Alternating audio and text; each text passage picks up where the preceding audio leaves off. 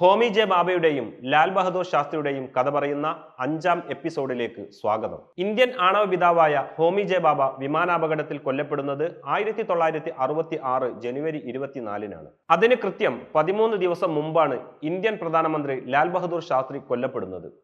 ആ ചരിത്രത്തിലേക്ക്. താഷ്കന്റിൽ വെച്ചാണ് അത് സംഭവിച്ചത്. കല്ലുകളുടെ നഗരം എന്നർത്ഥം വരുന്ന താഷ്കന്റ് എന്ന പേര് കേൾക്കുമ്പോൾ ഇന്ത്യക്കാരന്റെ മനസ്സിലേക്ക് ഓടിയെത്തുന്നത് താഷ്കന്റ് കരാറും മുൻ പ്രധാനമന്ത്രി ലാൽ ബഹദൂർ ശാസ്ത്രിയുടെ ദുരൂഹ മരണവുമാണ്. പഴയ സോവിയറ്റ് യൂണിയന്റെ ഭാഗവും ഇപ്പോൾ ഉസ്ബെക്കിസ്ഥാൻ എന്ന രാജ്യത്തിന്റെ തലസ്ഥാനവുമാണ് താഷ്കന്റ്. മധ്യേഷ്യയിലെ ഏറ്റവും പഴയതും വലുതുമായ നഗരങ്ങളിൽ ഒന്നാണ്. പരുത്തിത്തുണി വ്യവസായ കേന്ദ്രമാണ് താഷ്കന്റ്. തുർക്കി ഭാഷയിൽ നിന്നുള്ള ടാഷും പേർഷ്യനിൽ നിന്നുള്ള കെന്റും ചേർന്നാണ് താഷ്കന്റ് നഗരത്തിന്റെ പേര് വന്നതെന്ന് പ്രശസ്ത ഭൗതിക, ഗണിത, പ്രകൃതി, ജ്യോതിശാസ്ത്ര പണ്ഡിതനും ചരിത്രകാരനും ഭാഷാ ശാസ്ത്രജ്ഞനുമായ അൽബിറൂനി രേഖപ്പെടുത്തിയിട്ടുണ്ട്. താഷ്കന്റ് എന്ന് കേൾക്കുമ്പോൾ നാം ലാൽ ബഹദൂർ ശാസ്ത്രിയെ ഓർക്കും പോലെ താഷ്കന്റുകാരും ശാസ്ത്രിയെ ഓർക്കുന്നുണ്ട്. താഷ്കന്റ് നഗരത്തിലെ തിരക്കേറിയ ഒരു പ്രധാന തെരുവിന്റെ പേര് തന്നെ ശാസ്ത്രി സ്ട്രീറ്റ് എന്നാണ്. അദ്ദേഹത്തിന്റെ ഒരു പ്രതിമയും ഈ നഗരത്തിലുണ്ട്. വർണ്ണപുഷ്പങ്ങൾ വിരിഞ്ഞു നിൽക്കുന്ന പൂന്തോട്ടത്തോട് ചേർന്ന് പിങ്ക് നിറമുള്ള ഗ്രാനൈറ്റിന്റെ പീഠത്തിലാണ് പ്രതിമ സ്ഥാപിച്ചിരിക്കുന്നത്.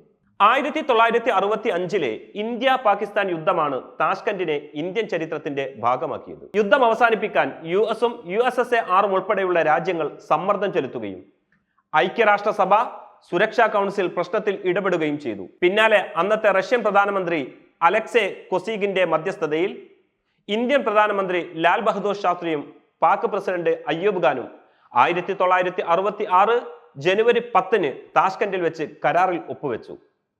പിറ്റേന്ന്, അതായത് ജനുവരി 11-ന് താഷ്കന്റിൽ വെച്ച് തന്നെയായിരുന്നു കരാറിൽ ഒപ്പുവെക്കാനെത്തിയ ഇന്ത്യൻ പ്രധാനമന്ത്രി ലാൽ ബഹദൂർ ശാസ്ത്രി മരണപ്പെടുന്നത്. ഇന്ത്യയിൽ ആണവായുധങ്ങൾ വികസിപ്പിക്കാൻ അനുമതി നൽകിയ, പാകിസ്ഥാനെതിരായ യുദ്ധത്തിൽ ആദ്യഘട്ടത്തിലേറ്റ തിരിച്ചടിക്ക് പിന്നാലെ ഗംഭീരമായി പാകിസ്ഥാനെ അതിജയിക്കാൻ നേത്രപരമായ പങ്കുവഹിച്ച ശാസ്ത്രിയെ താഷ്കന്റിൽ എത്തിച്ച് കൊല്ലുകയായിരുന്നുവെന്ന് സംശയിക്കും വിധമായിരുന്നു ആ മരണം. ശാസ്ത്രിയെ വിഷം കൊടുത്ത് കൊന്നതാണെന്നും വിഷം കഴിച്ചു മരിച്ചതാണെന്നുമെല്ലാമുള്ള അഭ്യൂഹങ്ങൾ ഉണ്ടായി.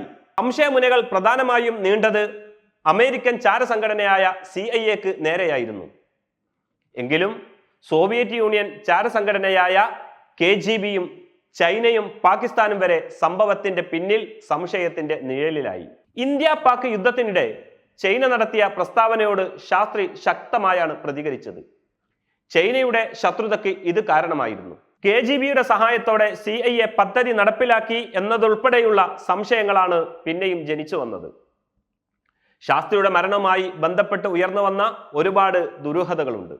താഷ്കന്റ് പ്രഖ്യാപനത്തിൽ ഒപ്പിടാൻ സോവിയറ്റ് നേതാക്കൾ ശാസ്ത്രിയെ ഭീഷണിപ്പെടുത്തുകയും അദ്ദേഹത്തിന്റെ ഇഷ്ടത്തിന് വിരുദ്ധമായി നിർബന്ധിക്കുകയും ചെയ്തെന്നും തുടർന്ന് അദ്ദേഹം വിഷം കഴിച്ച് മരിക്കുകയായിരുന്നുവെന്ന തരത്തിലുള്ള പ്രചാരണങ്ങളും ഉണ്ടായി.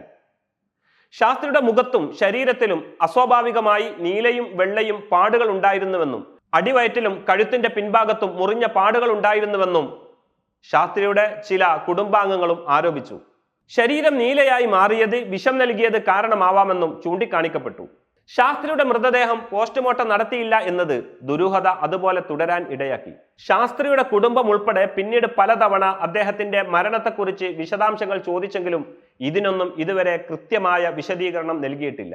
രേഖകൾ രഹസ്യമാണെന്നും വെളിപ്പെടുത്തലുകൾ രാജ്യ താൽപര്യങ്ങൾക്ക് ഹാനികരമാണെന്നുമായിരുന്നു സർക്കാരിന്റെ വിശദീകരണം. 1977 കേന്ദ്രത്തിൽ അധികാരത്തിലേറിയ ജനതാ സർക്കാർ ശാസ്ത്രിയുടെ മരണത്തെക്കുറിച്ച് അന്വേഷിക്കാൻ രാജ് നരേന്റെ നേതൃത്വത്തിൽ പാർലമെന്ററി സമിതിക്ക് രൂപം നൽകി. എങ്കിലും അതുകൊണ്ടും കാര്യമായ മുന്നേറ്റമൊന്നും ഉണ്ടായില്ല.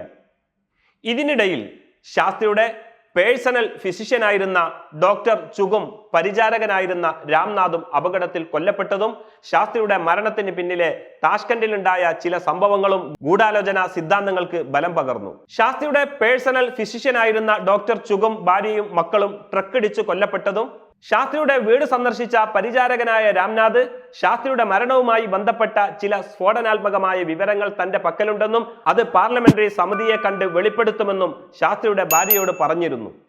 പിന്നാലെയാണ് അദ്ദേഹവും കാറിടിച്ച് തൽക്ഷണം മരിക്കുന്നത്. അതിന്റെ കഥകളുമായി അടുത്ത എപ്പിസോഡിൽ. Way2Nikah.com, the exclusive Muslim matrimonial site.